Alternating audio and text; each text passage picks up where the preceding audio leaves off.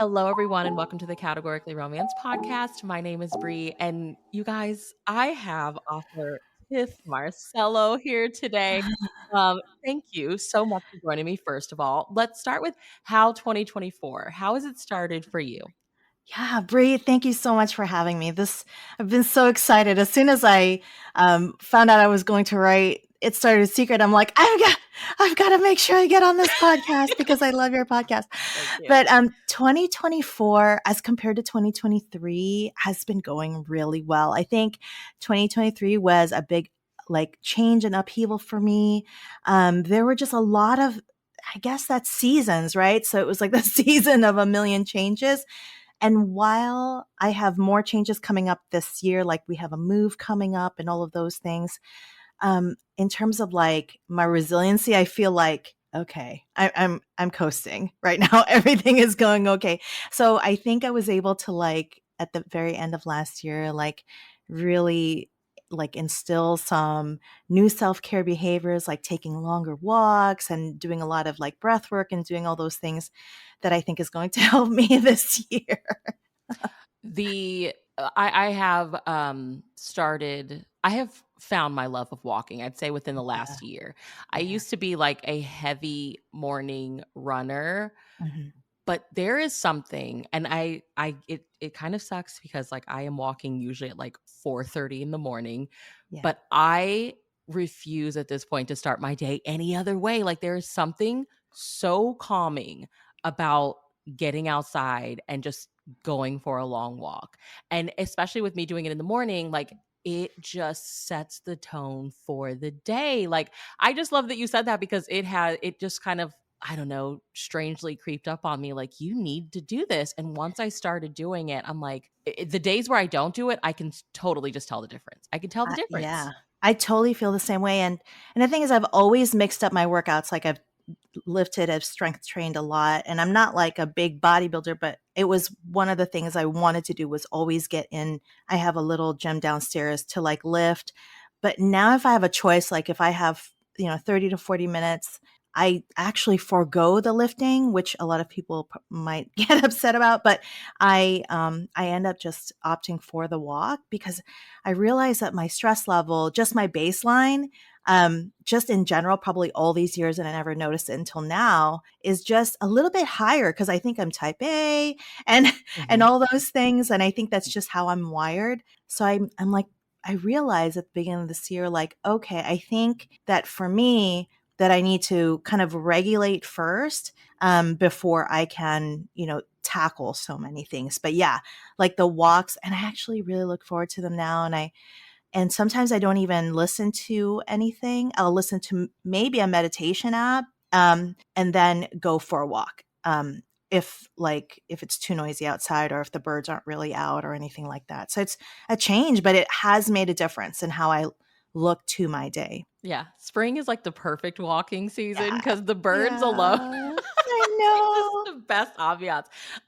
Can you tell us a little bit about yourself? I mean, I loved your like about the author page and Yeah. it started with a secret. I was like, she's so cool. But like you tell us about you. Yeah, so I I was published in my 40s. So I had a full like totally different life before I became an author. So I'm a mom of four and I'm a military spouse, so that entails a lot of moving and a lot of like ups and downs in terms of what's expected in, with the operational tempo of the world. And then I was a registered nurse and I was an army nurse. And at some point, I decided, you know what? I'm not getting any younger. It's like, I'd better do this now or never. And I just full on went into really, really writing, not just like picking it up here and there. I was a blogger before. And yeah, so I'm in here a little bit later than most folks. I'm almost 49 now, and yeah, and I'm still a military spouse, so we're still in the grind. And but yeah, and I'm a reader, writer, and that's it. Yep. I love that. I love that. I was like, she was in the army. I wasn't Yes, army. it was. I was an Air Force cop for like 14 Oh, years. And we yeah. still like I I have no reason to still stay in Texas, but, like, San Antonio's just kind of become Yeah. home now, like, I don't know, you kinda just get used to being near what Yeah. you did for so long, and I have access to the VA and, like, just I Oh, don't know, fantastic. I Yeah. still go run on base, like, it's where I Yeah. feel safe. Yeah, and I did a small stint over there in San Antonio. I did some training there at Fort Sam Houston, or well, That's is it what brought still? us here. Yes, Yeah. I did a special duty with, medical students at Fort Sam Oh, for 4 it's so years. neat. I loved it. I was like, "This is I totally know. different from my world," but Yeah. And the military community in general is just, I think they're my people, but that's because they're my home away from home, you know? So Mhm. like now that our family has been in for 26 years, like everywhere we go, we already have like set family there. You know Because somebody, yeah. yeah, and it's one of these things where I always say that they're my people because there's an expectation like, okay, I'm here, will you be my friend? And they're like, yes, of course, you're our family for the next 3 years. It's this true like acceptance for the time being. It's Yeah. wonderful. Well, I have some icebreakers for you. So, Yes. first thing that kinda comes to mind. So, share with us 2 of your can be totally random, whatever, favorite things right Oh now. my. Okay, so my favorite things right now is so I have this journal and it's called a Hobonichi. Um, it's a 4 by 6, and it is the perfect size journal that I Mhm. journal in every single morning. It's like not any longer than I need. It's not any shorter than I need. And it's the thing I do every single day. It's my most favorite thing that I wake up to in the morning. And then, secondly, and what I just discovered, and I'm so late to the game, is matcha. Like, because Oh. okay, so I gave up coffee too because I am, a just high running kind of person. So like, I scale back to tea, and then somebody's like, "Have you ever had matcha?" I'm like, "Not really. I've had like matcha with ice cream, and like I've had all like the fun versions of matcha, but not like matcha like in its pure form, like as a tea." And it's so good. Yeah, it It's is. yeah. It is. I'm like, where have I been? Yeah. Here I have been dealing with, I loved coffee before, but coffee has a specific bitter taste. And I'm like, matcha is delicious. Where It have I is. been? Yeah. And I So love that you said that about the journals. I think, um, if you like some non-journalers or some like hardcore journaler, like don't come for me guys, but like if you don't find the right one, it'll turn yeah, you off from journaling. It will yeah, turn you off. Like if it's too many pages, if it looks intimidating, it's right, like I can't commit to that. So right. I think you have to find like the right one for you. Right. It has to be like the perfect space, like, and I have to be able to somewhat fill it because if I take a page and I'm only like 3 sentences in and I'm done, it makes me sad. I'm like, Yeah. oh my gosh, look at all this. Like, what is this? But anyway, but yeah, so those are my favorite things right now for sure. If you came with a warning label, what would it say? I say can cry during commercials or like things like Same. that. Oh my gosh, At it's the crazy. It's embarrassing. I'll even cry during like I cry during movies too. And like it's everybody, no one is crying but me, but I think it's because I'm just really into it. So I don't know. So that is my Yeah. thing. You just have to deal with it. And then I would have to say also like my critique partner April Hunt would have to say that most likely to be completely awkward because um, I have I am preparing to go to a Polycon in April, and this came up with the two of us where whenever I see my favorites, I become like a bumbling mess. And I say the dumbest things. Like it's I don't know, and I start to sweat. It's like I'm having a hot flash and all these things. And April has been there for it all. Like Nalini Singh, like I said the wrong thing at the elevator because I had a little bit too much to drink. And then like with Nora Roberts, when I ran into her, I like seriously ran into her where she's like, "Are you okay?" And I'm like, "Yes, I'm totally okay." But, like, Um, you are Nora Roberts. Do you know yeah, that? no, not at all. And then like with Christina Lauren, like when my publicist is like, "Hey, you wanna be introduced?" And I'm like, "What? Right now?" No, Oh my really? And April is gosh. like, "Oh my god, here she goes." So, yes, those are the 2 things. So, I cry during commercials and movies, and, yeah, I'm a mess when I see my favorites. That is so cool because it's like, you're Tif Marcelo, and Oh, even Tif no. Marcelo's like, "Look, I totally, like, screwed up whenever I bumped into this person," and it's like, "But you're Tif Marcelo." I know, I was like, "Oh." I was like, "Who am I?" Anyway, oh gosh. What's one of your favorite colors to wear? You know what? I love blue. I just have to say though that my favorite color is yellow, but I don't wear yellow because it doesn't pop on my skin. So I feel very like it's like an identity crisis, where I love yellow but I wear blue most Yeah, of the time. I feel that. My favorite color is green, and I'm like, I really don't even wear that much green, but it is my favorite color, and I think yellow is gorgeous. I think especially in the spring, I just wanna be surrounded by yellow, but I'm like, yeah, I don't Yeah, wear much of that either. I don't yeah, Okay, speaking of, like, we can cry during movies, what's yes. one television show or movie that you will never stop watching? Oh my gosh, Dawson's Creek, 100%. Like I have watched that series from season 1 to, like, season 5.5, 6, like, over and over and over again. And I don't yeah, and I don't Interesting. know, I think it's because well, first of all, I watched it late, so because we were stationed in Germany and we didn't get any TV at the time, that wasn't, AFN, which is Armed Forces Network. So, I did not catch up to it until I was, like, 25, 24, 25, and, like, then it was so nostalgic and I continue to come back to it. And most of my books are written with that as the backdrop. Yeah, just Really? because I know and I cry every single time in the same exact spots. And I don't know why. That's just my show. One of my things like, favorite things ever is to hear romance origin stories, so can Yeah. you share with us how you became a romance reader? Yeah, I am late coming into romance. Me too, me too. Yeah, so I would have to say I came into romance through Twilight. Um, Oh, I it just Twilight'll do it. yeah. And it's interesting because I've always been a reader, but and I remember going into it. So I finished out the full, like, as a child, finishing out the full, like, children's section and the paltry YA section at the time. And then I moved on over to the adult section, and I remember going into the Harlequin shelves and I remember also picking up at some point, like and I remember, like, going up and down those shelves and just looking at the spines and, like, so interested in the numbers, right? And then the same logo that's on the spine. And, my first romance book was The Maiden, and then I kind of segued off that for a little while, and then I read V.C. Andrews. And then I Mm. went through that whole, like, everything, V.C. Andrews. Okay. And Wow.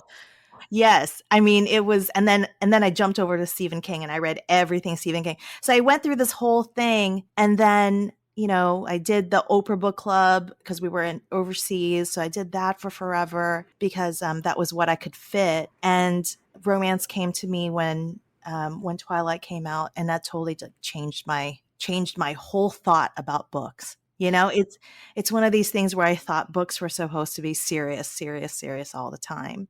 And then I read Twilight and I'm like, I love this, and then I started with that. And then I moved on to Kindle books. I read all of Colleen Hoover and then Jennifer Armentrout's, all of her new adult series and Mia Sheridan, right? And all of those EPUB'd authors. And then it just brought me all the way back. So I feel like I'm still catching up. I always say that, you know? I feel like that too. Yeah. Yeah, like the history, like when I read about the history of romance, I'm like, wow, there's so much here that I have yet to read.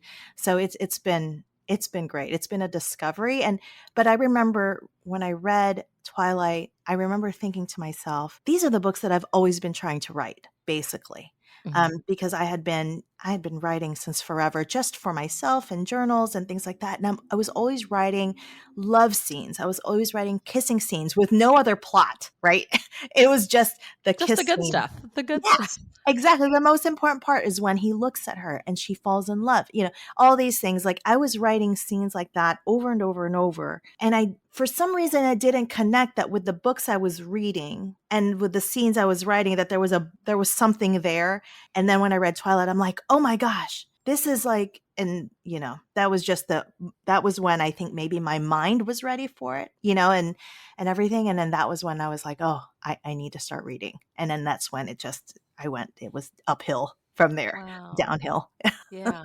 I have so much respect for that series because it got Yeah. so many people just into reading in general. Yeah. Like, Yeah. I remember, like, kind of 2014, 2015 discovering the online book community, and so many readers got their start Right. reading Twilight. It's crazy. Yeah. And my daughter, it's the long lasting effect of books. So I have two girls. One is 19 and one is 13. And both read Twilight, the series, both read The Divergent, the series, both read Jenny Han's books, all the series.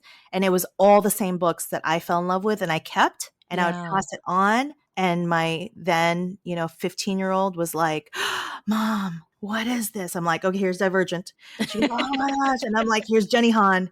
Oh my gosh. It was like this whole big, like, this discovery. And it was the same because I have my youngest now is right. So she's 14 or going to be 14 now. And then she's like clamoring. So she's reading Lynn Painter, and more names that's like escaping my brain because that's totally what happens when I'm on a podcast. But she's just reading books Oh, I love that. like Lynn Painters are, yeah, like, fun yes, YA rom-coms. I love that for her. yeah, and she picked up Becky Abertali.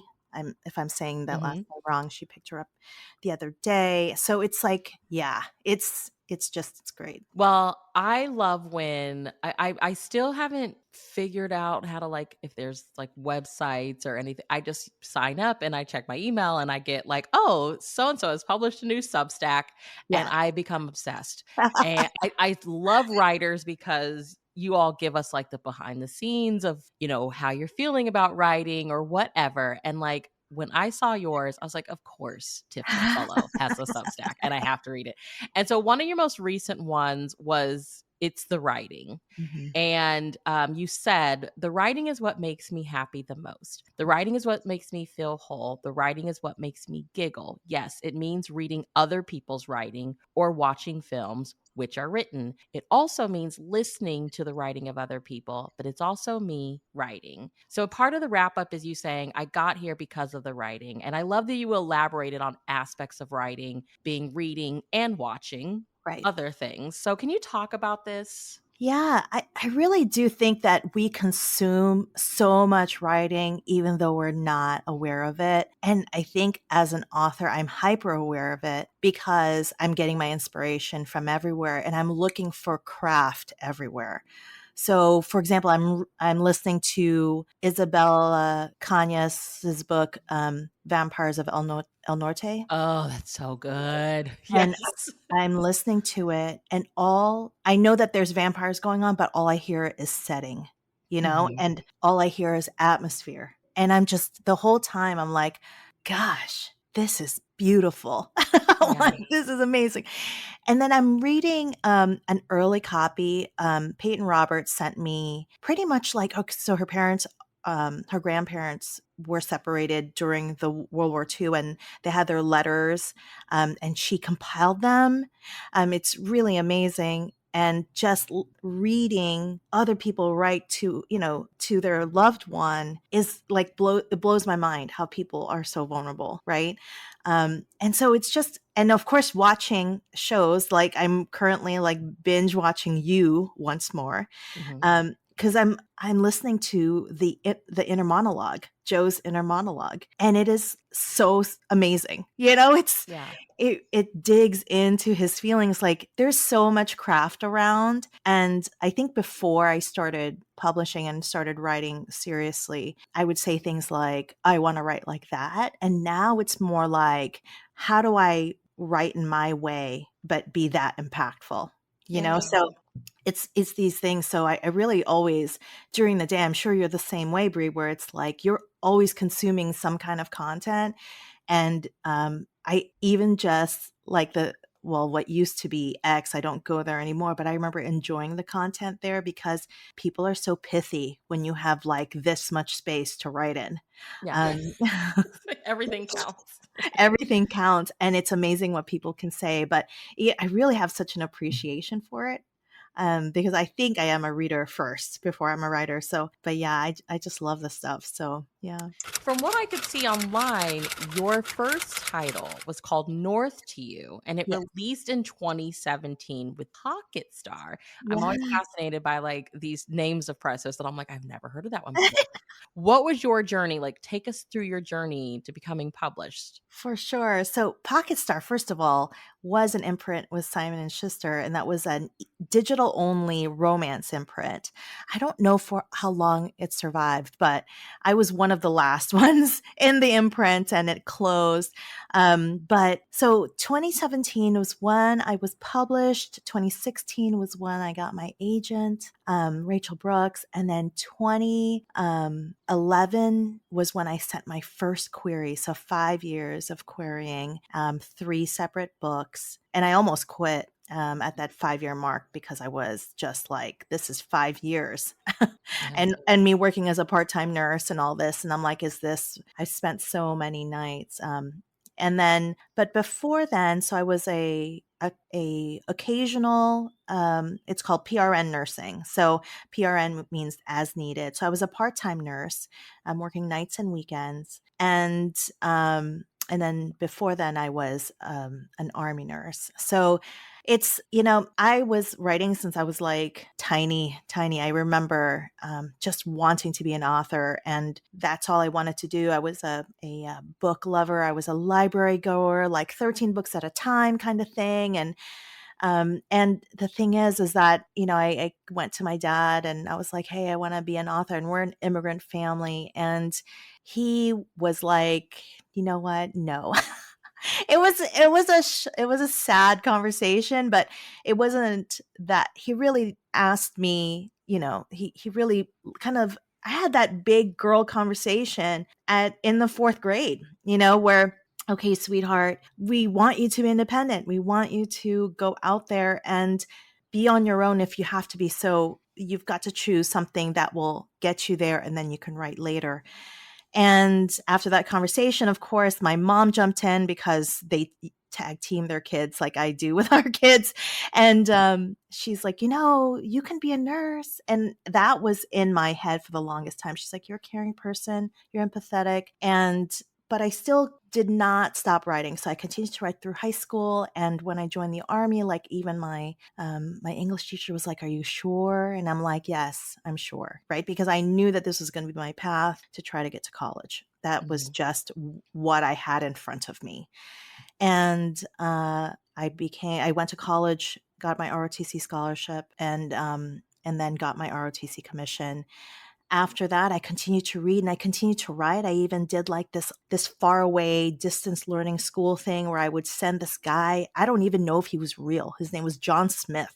And I would send him packets, like short stories, and then he would send back feedback. So that was from like Germany to I think Connecticut. He lived in Connecticut. Wow. And I found his address in like the writers magazine. So I don't know, John Smith, thank you out there. Thank you for keeping me in the writing game. And then when blogging came into the world, I started blogging. I was like, okay, this is my way of really expressing myself. So I blogged for a good 10 years, and I was considered probably a mommy blogger and a craft blogger. So my entire kids like history was on the blog sphere. I took it down, as well as like everything I knit and everything I quilted. But it never went away. And my husband continued, we continued to move all this stuff. And it's just that my husband, I was seeing him and he's my peer, right? And we respect one another. He's still in the army. And people in the army, they get promoted, right? Mhm. So he continued to get promoted, right? And I continued to have more kids, right? And then also I was working as a nurse, but not really not really like really spreading my wings as a nurse, because I knew that that wasn't what I wanted to do for the rest of my life. And but still, I worked it because we needed it. And I was pregnant with my fourth kiddo, and he was deployed, and I was like, what am I waiting for? And then that's when I wrote my first book. Like a year later, that's when I started querying, and then here we are now. Oh my Yeah, gosh. I always tell, when my kids now so I have four kids, and the ranges are 13 and a half to 23.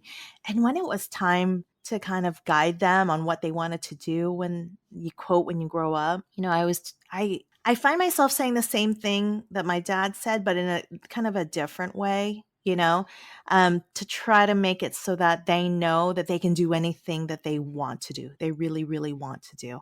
But there is that full realization that, you do have to put food on the table, because that is society today, right? And especially to my girls, I think the one thing that, even though that conversation was a heartbreak for me, I appreciate it now how he wanted me, my dad wanted me to be independent, truly independent. And it was the same thing that I told, each of my kids, right? Like, Yeah.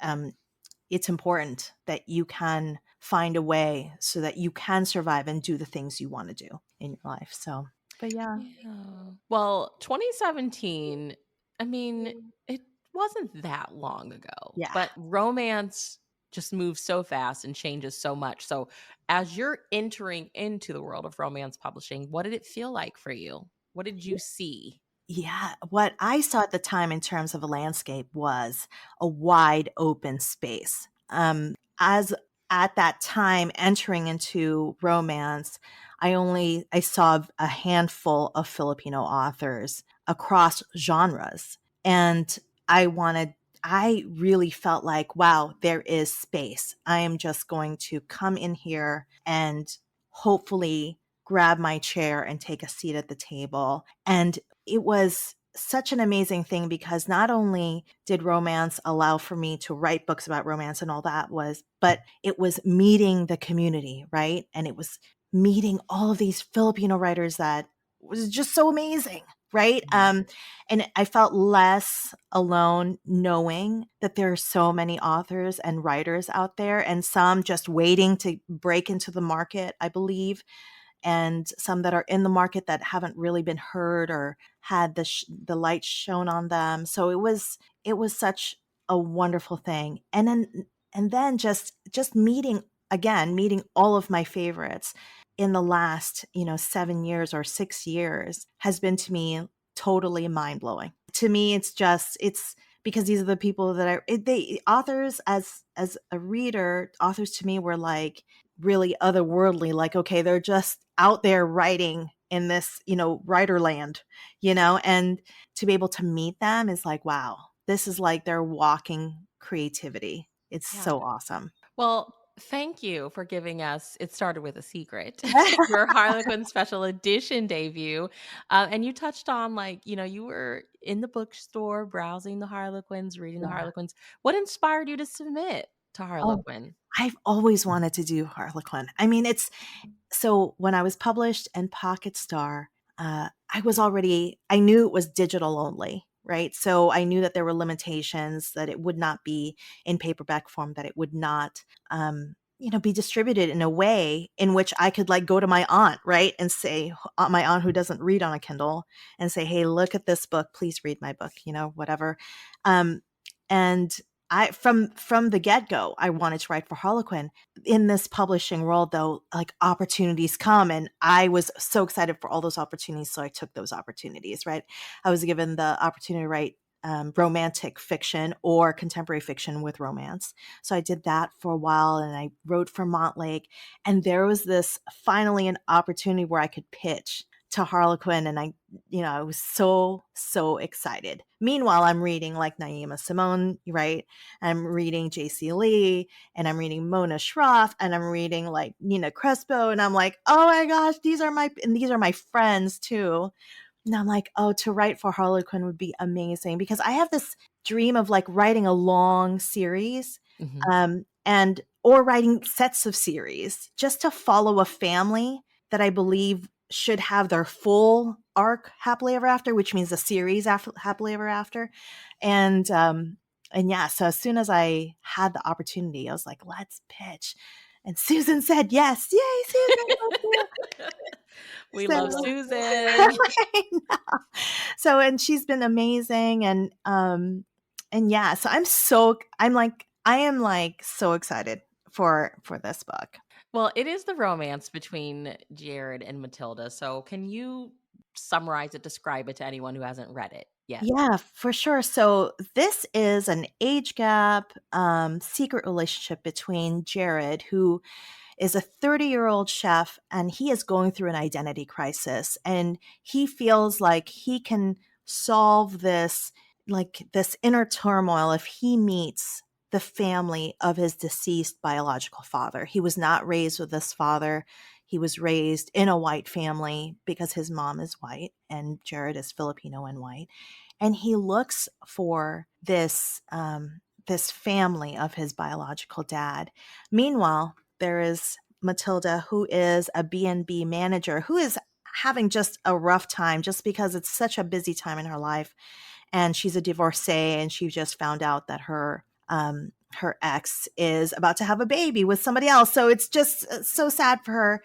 Jared and Matilda meet at a bar, and they have a one night stand. And then they soon realize that Matilda is the manager of the B&B, in which is the business that is owned by the family of Jared's biological dad. And Matilda also needs a chef. And so they decide to put their relationship aside and keep their friendship, quote, a secret. But of course, it never really remains a secret. And No. this is their journey. So this has a little bit of a secret baby Yes, twisted it did. I on its loved head. that. Yeah.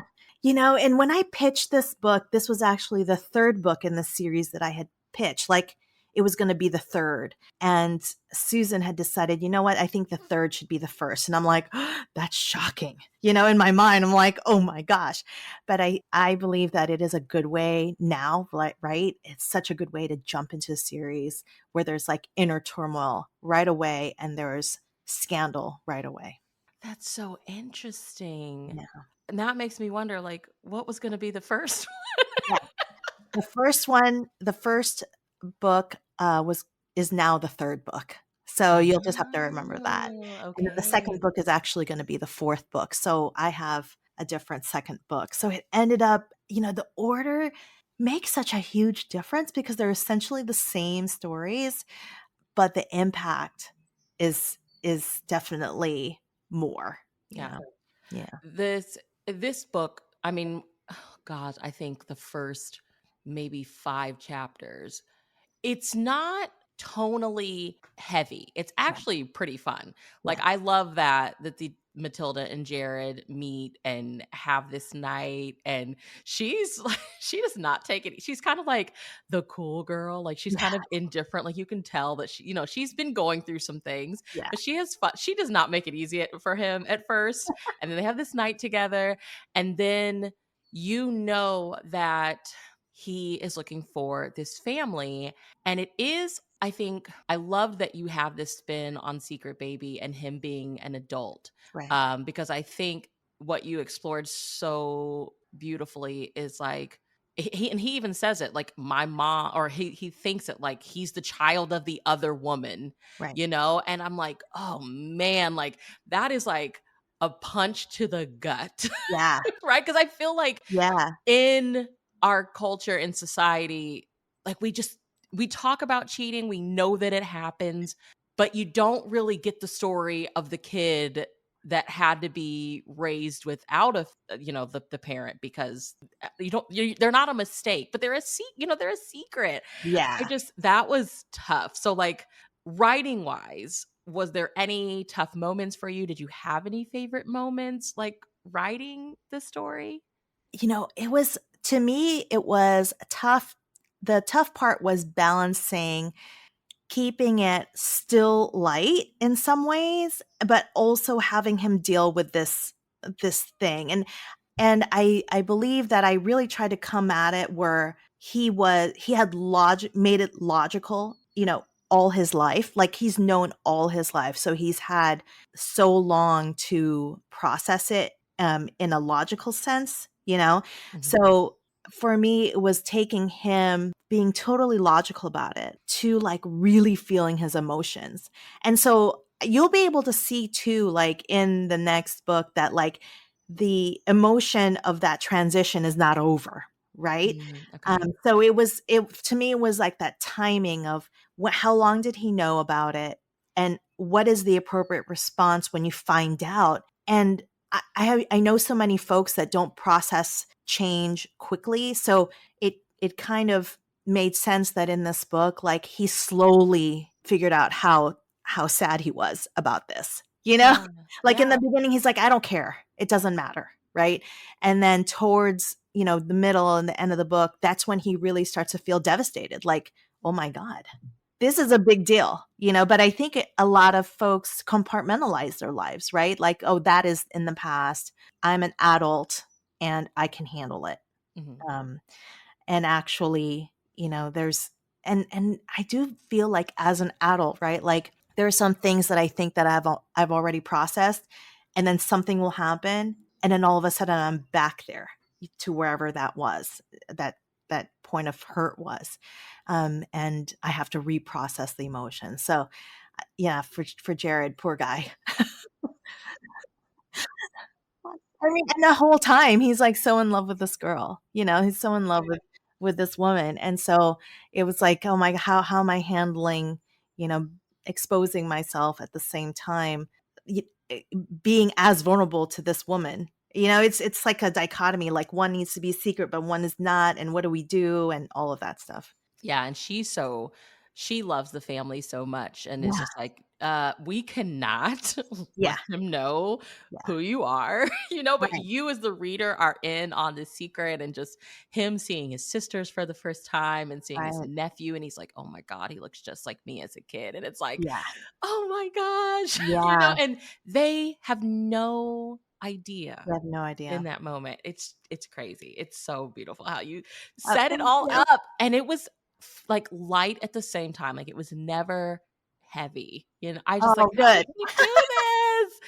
Um Behind the scenes details. Is there any, well, now we know that like Dawson's Creek is kind of like the background ambiance, but was there any research, shows you watched, things you listened to, just any fun moments of like putting the book together? Or now the series that we know that this was actually supposed to be book Yeah. 3.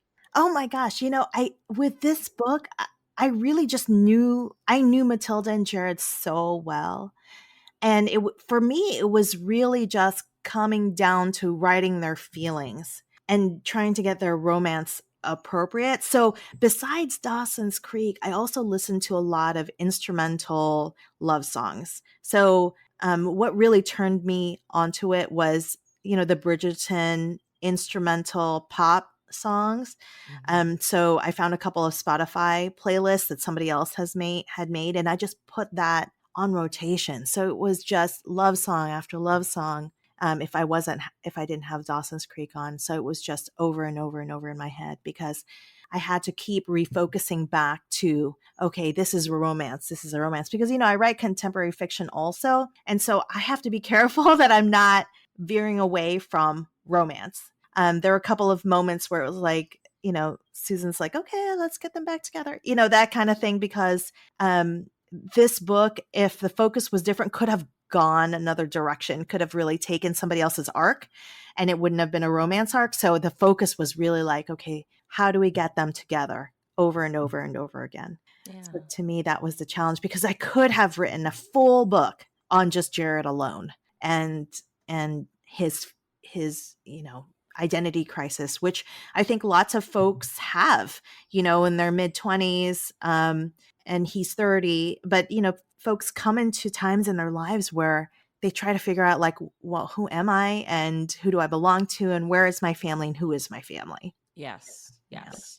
especially in a situation like his, Yeah, for where, sure. half of you had no idea, you had Yeah. nothing to do with. Oh, Yeah, it's so good. and that whole idea of like, well, I should be grateful. I think I touched on that a little bit. I didn't want to go overboard, but it's like he kept saying, and this is him saying, because I don't, sometimes when I write, I really don't think it's me that's writing, right? So, he said something like, I know I should be grateful. I came from a great family. Yeah. Like he has a sister, a mother, and a stepfather that loves him. His stepfather who raised him like his own, right? So there's like theoretically his world is just fine. He just got a great job, but something is amiss and he has to look at it and he has Mhm. to deal with it. So it was one of these things where it's like, oh man, this guy, my heart did break for him a little bit, but I'm just glad Matilda kind of whipped him into shape because Matilda's just she was on a mission. She's like, I have reinvented my life and nothing is going to stand in between me and getting better. And thing is that like she didn't She realize didn't it was gonna be a one night expect. stand. Oh my gosh. Knowing what you know now, what would you go back and tell Tiff at the beginning of your Oh, writing career? I would have to say that she needs to slow down a little because I get very excited. Like I've mentioned I'm type A. So, writing one book and then writing the consequent books, like celebrate more is probably what I'd want to tell her. Or maybe integrate it more, right? Just like sit there and really breathe it all in and really enjoy it. I mean, I have loved this journey. I have loved being an author. I think this is like where I've always wanted to be. But I am fully aware that I don't slow down enough to really appreciate it. Mhm. You know, I think that's just the nature of business. I mean, I was the same way as a nurse, right? It's like, or whenever I got promoted or things like that, where I'm just like, okay, time for the next thing.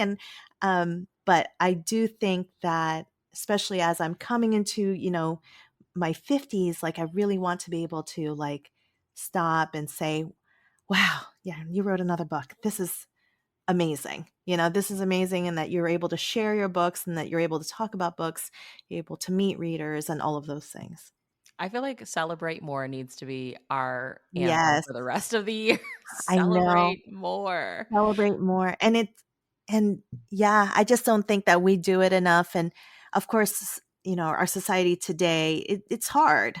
But that's definitely my focus. And I think maybe taking my walks, I mean, if we circle back to the beginning, like taking my walks actually helps me like really calm down and say, wow, today was a great day. Or Today was a good wow, day. yeah, or today could have been better if I could have done this, or next time I'll do this, like that evaluation, which I think makes life the way it is. Now that you look back on it, I feel like I know when I had the opportunity to, when we had Terry Wilson on back in the day, I know she sold her first book in her 40s. Yeah. So I think that there's something really special about it, but like, do you feel like it happened when it was supposed to happen? Like do you feel like there's something that Tiff knew in her 40s that maybe she wasn't ready for had she tried to pursue it? Had it happened earlier? Like, do you think the timing was right? I think so. Sometimes I'm like, wow. eh, So my thoughts sometimes vacillate because I have so many stories in my head that sometimes like the devil on my shoulder will say, if you had started earlier, a lot more of your stories would have been published. But that I quickly shove that devil off my shoulder because that is absolutely not true, because I do think that the way I look at life in my 40s was different than the way I looked at life in my 20s. And had I had those 5 years of querying in my 20s and I knowing my 20-year-old self, I would have just been so heartbroken and perhaps would have not pushed further. Mhm. So, but in my late 30s, taking those 5 years of querying and all those rejections. I had like over 220 like agent rejections, and still be able to say, okay, I think I can do one more book and see what I can do with this one more book. I don't know if I would have been able to do that in my 20s. And even in my late 30s, it took me going to RWA, my first RWA at that time, and seeing all the greats go up, because that was when that was like the real heyday of RWA, in my opinion, in my short romance life, where it was, obviously things happened in RWA that we're not going to go into here. That is so sad and unfortunate. But at that time, in my first RWA, and seeing all of the greats up there giving their keynote speeches, I was like really boosted. Had I not gone to that, I don't know if I would have written another book as well. Mhm. So that was when I met Nalini Singh, also Nora Roberts, in which I completely said some really interesting things to them. But in any case, like, I'm definitely more, I, yeah, I would have quit in my 20s for sure. And then knowing that, publishing today, publishing is not just about writing. Of course, there's the business of publishing. There's imprints closing, right? There's editors leaving, and still proposals being rejected. It there was so much there that I believe would have really like taken me out if Mhm. I was in my 20s for sure. Well, I think that I have like a lot of aspiring writers that are listening. So, for talk about the rejection piece. Yeah, When you're getting rejected, what are the letters saying? What's the feedback saying? And right. you said, I mean, you did share like at one point you were like, okay, I can do this one more time, but you really considered quitting. What kept you going? Right. So, so many of the rejections back, this is back, of course, in 211, 212, 213, when I was querying back then, what was more common were form rejections. So I would just get form rejections, literally like 2 days after, or very quickly. So I knew that my book wasn't up to snuff. It wasn't like they took any, they took any pages from me. And what I did notice over time, over those 5 years, was that the rejections were turning into personalized rejections. And I don't know, maybe these agents have seen my name over and over, and they're like, poor child, look at this girl, look at this person, like sending us another book. But they, it became more personalized. And what really kept me going, well, I have other author friends that ended up being taken up by an agent and ended up being published. So I just kept looking out. The importance of expansion is so, I can't even, I can't emphasize it more. And I even tell my kids, I'm like, look at, you got to look out. Inside, it's so easy to look inside, but look out what everybody is doing, not to compare yourself, but to find that inspiration, that there you go. Like, you see them, if they can do it, you can do it too. And it might be, over positive, but sometimes that's what you need to keep going. And even now, so like, I'll even, last year, I put a book out for proposal, and that book was rejected by publishers. And it was painful, because they'll say, oh, we love Tiff, we love her writing, but this is not for us. So it just doesn't end. And so I continue to have to kind of reset my mind, like, okay, one, it's the writing that counts, right? Two, I Mhm. love what I'm doing. Three, this is the story I want to write. And that's the only thing I can hang on to. And then the fourth is just really taking the leap and continuously putting yourself out there, because there's no way you can reach that next step without exposure. Yeah. So Yeah. it is the thing where you're jumping off a cliff every single time, knowing that, like, okay, okay, parachute, Well, that's the you only way to better do it. open. You have to take the leap. You just have to Yeah. take the leap. Yeah. Yeah, and even, like, with podcasting, like, and learning how to podcast, I'm like, I have no idea, but let me just take this one little class, and let me buy my microphone, and make a lot of mistakes, and And there you go. that's what ends up happening. Okay, so we know that it started with a secret is book 1. It was book 3. Now I'm so intrigued. I can't wait to, like, read these in order and, like, do the but, like, okay, so what's coming next? What story is next? Are you working on anything entirely different? Like, what is next from you? Yeah, so book 2 is coming out February. So there was like some some balls juggled, I guess, in the Harlequin imprint. So my next book is coming out, and the second book in this series is coming out in February, and then the third book is coming out in the summer. And then I am writing the proposal for the fourth book, or writing it in my head anyway at this point. And then hopefully that will be out in 2025. So we're looking, wait, 26. Yeah.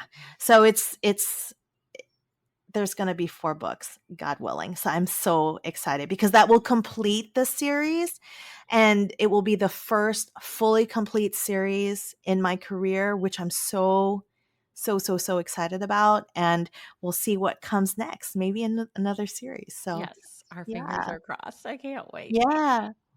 Where can everyone keep up with you online? And please plug the Substack. Yes. So I am Tif Marcelo everywhere. So even on Substack. And my Substack, that is a new special project for me because I was a blogger for a long time and I really, really miss it. I'll be writing about things in there that's just purely, there's no like promo in there. There's no links in there to buy things. It's just truly my feelings. And I'm really keeping that as pure as possible. That's not business related. But I'm Tiff Marcelo everywhere. My website is where the jumping off point is. And then I also have a podcast, Stories to Love podcast, which is on hiatus at the moment. We are moving this summer. So that won't restart until the fall when I'm settled back in. Okay. I was wondering, I was like, are we gonna get new I podcast know. episodes? I'm so excited. I know, like I'm getting, pitches for books and I'm like, oh, it's just that, I have to pack all Yeah. these things. You do.